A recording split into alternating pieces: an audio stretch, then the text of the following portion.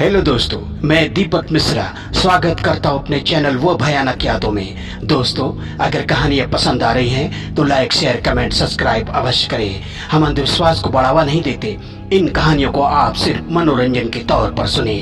आज की कहानी है मंगलू पकड़ा गया। जी हाँ दोस्तों, मंगलू महाराज वीर सेन का एक सैनिक हुआ करता था, लेकिन वह बहुत ही क्रूर प्रवृत्ति का था।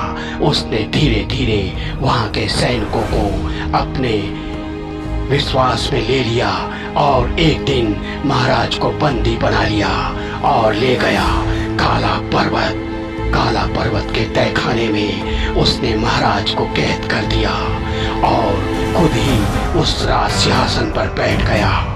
लेकिन एक दिन गांव वाले और आसपास के जितने भी लोग थे, उन्होंने उससे पूछा, महाराज मंगलू, क्या हम जान सकते हैं कि हमारे महाराज कहाँ हैं?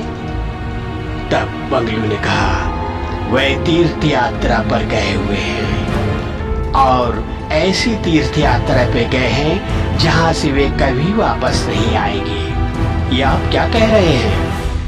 आप तो कभी सैनिक हुआ करते थे, अचानक आप महाराज कैसे हो गए? हम आपकी आज्ञा नहीं मानेंगे। हमारी आज्ञा नहीं मानोगे तो लो उसका अंजाम भुगतो। और उसने सैनिकों को आदेश दिया कि इन सबको कारागार में डाल दो। और सैनिकों ने जो जो आवाज उठाते थे उन सबको कारागार में डाल दिया और अत्याचार करना शुरू कर दिया। सबकी खेती बाड़ी छीन ली और जिन जिन के पास में जितनी भी दौलत थी उन सबको छीन कर कोषागार में डाल दिया। लेकिन उसका यह पाप ज्यादा दिन नहीं चला।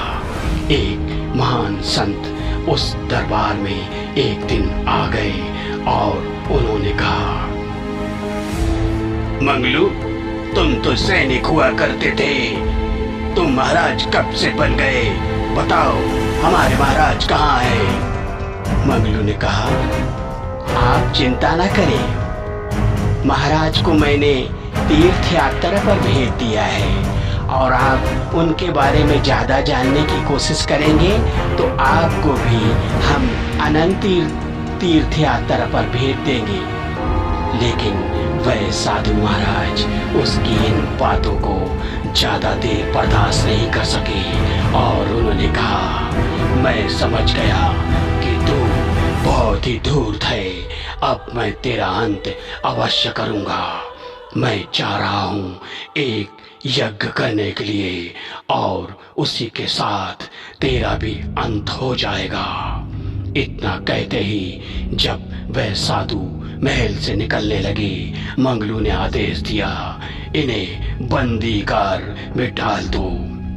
जैसे ही सैनिक साधु को पकड़ने के लिए आगे बढ़े, एक विचित्र प्रकार का प्रकाश साधु के शरीर से निकला और उसने कहा, तूने अपनी मौत को चुनौती दी है, अब अंजाम भुगत। और इतना कहते ही साधु की दिव्य दृष्टि से प्रकाश पुंज फूट पड़ा और मंगलू और उसके जितने भी धूर्त सैनिक थे महाराज को ढूंढकर विश्वास के साथ वापस सिंहासन पर लाकर साधु ने बैठा दिया। तो दोस्तों, कैसी लगी कहानी? अच्छी लगी हो तो लाइक, शेयर, कमेंट, सब्सक्राइब अवश्य करें। Good night.